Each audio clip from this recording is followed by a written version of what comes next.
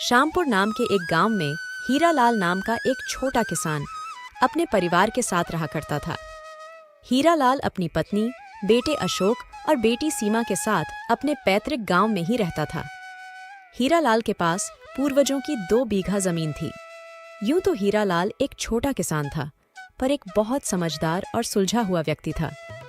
गांव के और छोटे किसान जहां अपनी फसल बेच के बची हुई धनराशि से अपने खेत को बढ़ाने में लगे हुए थे, वहीं हीरालाल अपनी उपज की बचत से अपने बच्चों को अच्छी शिक्षा देने में लगा हुआ था। वो अपने बच्चों को स्कूल पढ़ने के लिए भेजता और उन्हें पढ़ाई का महत्व भी समझाता रहता। इसी तरह एक दिन हीरालाल अपने खेतों की फसल बेचकर लौट आता है। मुनाफे से मिले हुए पैसे अपनी पत्नी को देते हुए वो कहता है, ये लो रानू, ये पैसे संभाल कर रख दो, अगले महीने हमें अशोक और सीमा के स्कूल की फीस भरनी है। गरीब होने के बावजूद वो पढ़ाई को पूरा महत्व देता। यही सोच हीरालाल को अपने गांव के अन्य किसान भाइयों से अलग करती थी। जहां गांव के अन्य किसान लोग अपनी जमीन को 2 से 5, 5 से 10, 10 से 15 बीघा करने के लिए अपने बच्चों को स्कूल भेजने के बजाय अपने साथ खेतों में काम करवाते, वहीं हीरालाल अकेले ही काम करता और अपने बच्चों को पौराणिक स्कूल भेजता। बच्चे गांव के पास ही मौजूद स्कूल में मन लगाकर पढ़ा करते थे। इसी तरह 20 साल बीत जाते हैं। जहां गांव के किसानों की जमीन ब्याज कर 2 से 4, 5 से 10 बीघा हो गई थी, वहीं हीरालाल की जमीन 2 बीघा ही रही।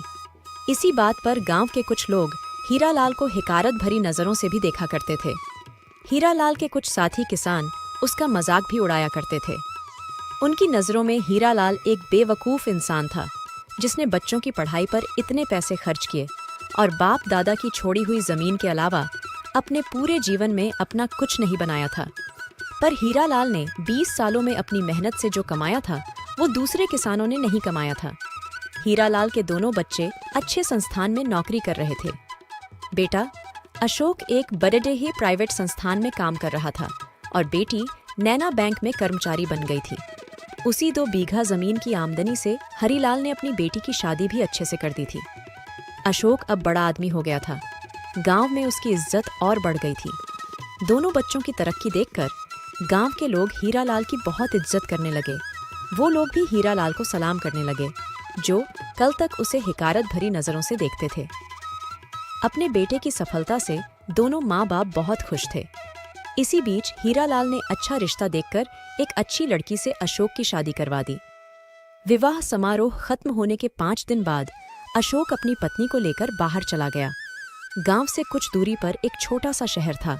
बस वहीं जाकर अशोक अपनी पत्नी के साथ हंसी खुशी रहने लगा। इसी तरह कुछ साल गुजर गए। हीरालाल और उनकी पत्नी की भी उम्र बढ़ रही था। कभी कभार उनकी तबीयत भी खराब हो जाती थी। जब कभी तबीयत खराब हो जाया करती तो अशोक की माँ फोन करके अशोक को गांव बुलाया करती थी। शहर से दूर गांव आने जाने में अशोक का काफी समय लग जाया करता था। इससे अशोक को बहुत परेशानी होती थी। एक दिन इस परेशानी से बचने के लिए अशोक और उसकी पत्नी ने एक रास्ता निकाला। अशोक ने हीरालाल को फोन किया और कॉल पे अपने पिता हीरालाल से कहता है, पिताजी, आप तो जानते ही है दफ्तर के कामों में मैं कितना बिजी रहता हूँ। आपकी और माँ की तबीयत भी आजकल अच्छी नहीं रहती। शहर से गांव आने जाने में मेरा काफी समय भी बर्बाद हो जाता है। तो क्यों न आप गांव की 2 बीघा जमीन बेचकर हमारे साथ शहर आकर रहने लग जाएं। अपने बेटे अशोक के मुंह से गांव की जमीन बेच देने की सलाह सुनते ही हीरालाल को बहुत गुस्सा आ गया। गुस्से में आकर उन्होंने फोन ही काट दिया और जोर आवाज में चिल्लाते हुए अपनी पत्नी से कहा, अगर मैं मर भी जाऊं तो तुम अशोक को फोन मत करना।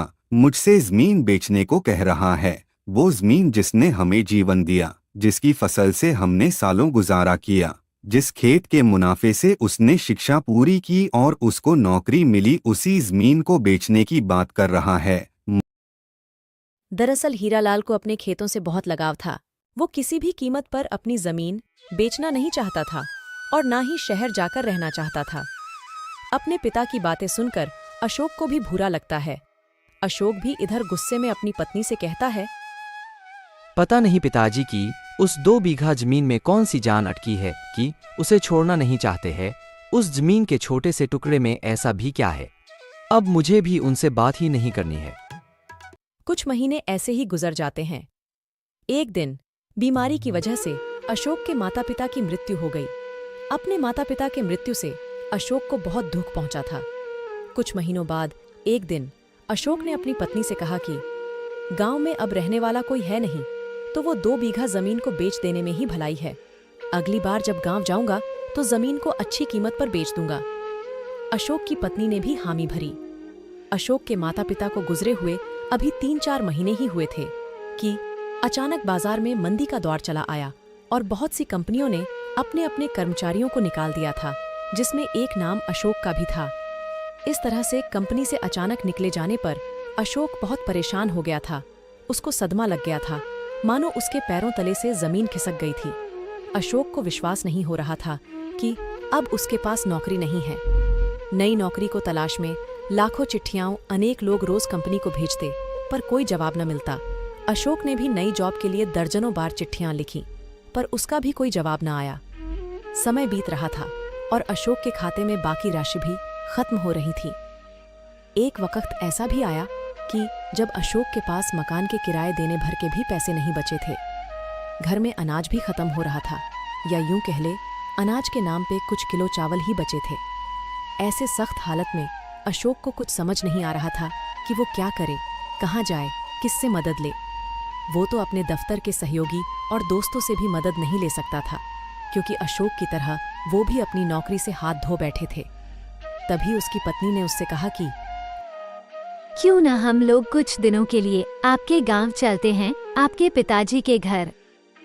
जब तक आपको कोई दूसरी नौकरी नहीं मिल जाती हम वहाँ रह लेंगे, और फिर वहाँ रहेंगे तो हमें कम से कम किराया तो नहीं देना होगा। अपनी पत्नी को बात सुनकर अशोक सोच में पड़ गया। उसे उसकी पत्नी की कही बात सही लग रही थी और अशोक के पास इसके अलावा और कोई रास्ता भी नहीं था। अशोक अपनी पत्नी को लेकर अगले दिन अपने गांव चला गया। कुछ दिन गांव में रहने के बाद अशोक ने गांव के दूसरे किसानों की मदद लेकर अपने खेत में फसल उपजाई। गांव के अन्य किसान जो कि हीरालाल के दोस्त थे, सबने अशोक की खूब मदद की एक अच्छी फसल उगाने में। अशोक खेती करके अपना और अपनी पत्नी का जीवन पोषण करने लगा। इसी तरह दिन गुजरने लगे। अशोक ऐसा ही 3-4 वर्षों तक अपने परिवार का जीवन पोषण खेती बाड़ी करके करता रहा। वो खेती भी करता और नई नौकरी के लिए अलग अलग कंपनियों में दरख्वास्त भी भेजता रहता। इस दुह के क्षण में अशोक अपने पिता हीरालाल और अपनी माँ को बहुत याद करता।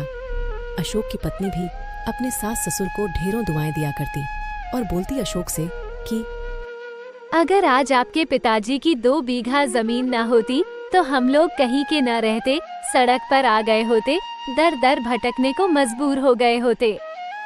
जिस जमीन को हम लोग बेचने की बात करते थे, आज वही जमीन हमें नया जीवन दे गई।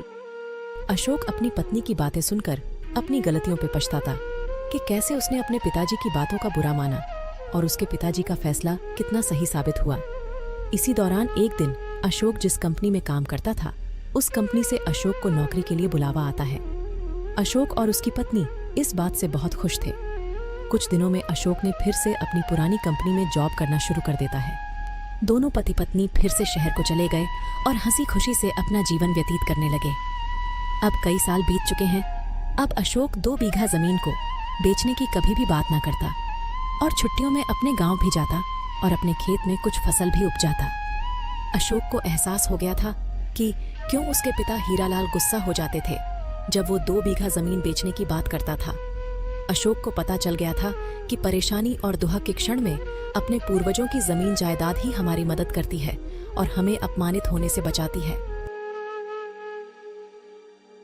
अगर आपको वीडियो पसंद आया तो इसे लाइक करें। इसी तरह की और कहानियों के लिए चैनल को अभी सब्सक्राइब करें और बेल आइकॉन पर क्लिक करना ना भूलें।